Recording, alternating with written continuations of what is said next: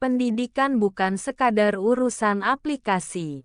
Berniat mengatasi birokrasi yang ruwet. Tim bayangan Nadiem Makarim tak membenahi esensi persoalan di Kementerian Pendidikan.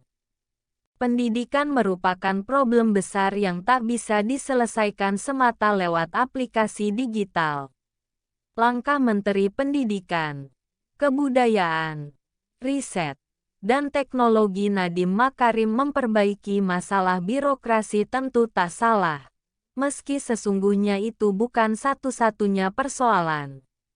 Birokrasi sudah lama digambarkan seperti kura-kura, lamban, kaku, dan sulit beradaptasi dengan perkembangan zaman. Inovasi dianggap ancaman karena akan memaksa para birokrat keluar dari zona nyaman. Jika tak diselesaikan, problem birokrasi di Kementerian Pendidikan akan merusak masa depan jutaan orang, bahkan sejak mereka masih belajar mengejar.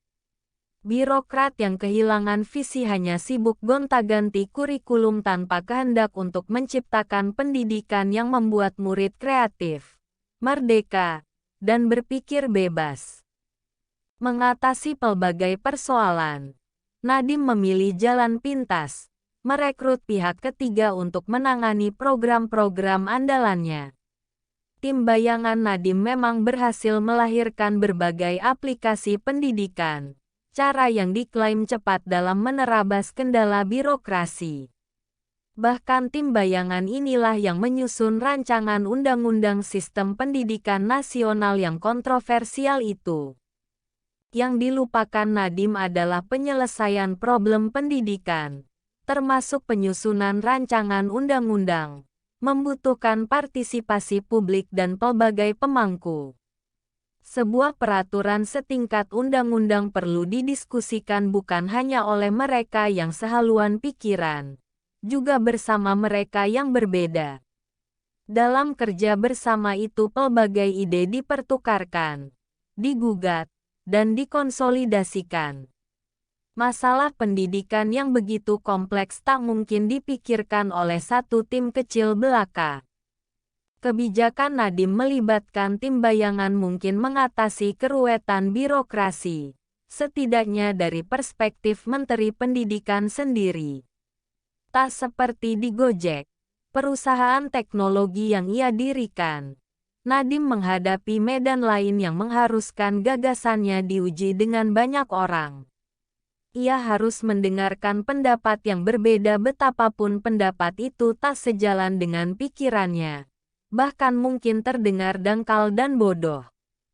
Keputusan Nadiem menggunakan tim bayangan merupakan sikap potong kompas. Lewat tim bayangan, belakangan Nadiem meralat dengan menyebut tim itu sekadar vendor. Ia terkesan gregetan, pengen cepat selesai dan meninggalkan stakeholder yang semestinya ia jaga dan perhatikan aspirasinya. Bukan sekadar para birokrat yang lamban, kalangan pendidik, para rektor, dosen, dan cerdik cendekia itulah yang ditinggalkan Nadiem. Apa yang dilakukan Nadiem belum menyentuh esensi pendidikan. Misalnya persoalan kesenjangan kualitas pendidikan antara kota desa dan Jawa luar Jawa. Juga tak menjawab persoalan kualitas pengajar, sekolah, dan perguruan tinggi.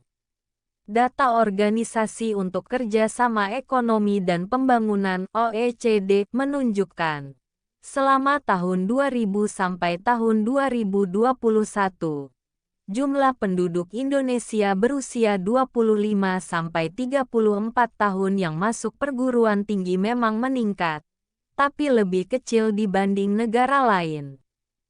Persentase penduduk usia 25-64 tahun yang meraih gelar sarjana termasuk yang paling rendah di antara negara anggota OECD. Pada 2021, persentasenya baru 5%. Yang menempatkan Indonesia di peringkat ke-42 dari 44 negara OECD. Persoalan pendidikan, dengan kata lain, menyangkut kehidupan manusia, sejak dari kanak-kanak hingga dewasa.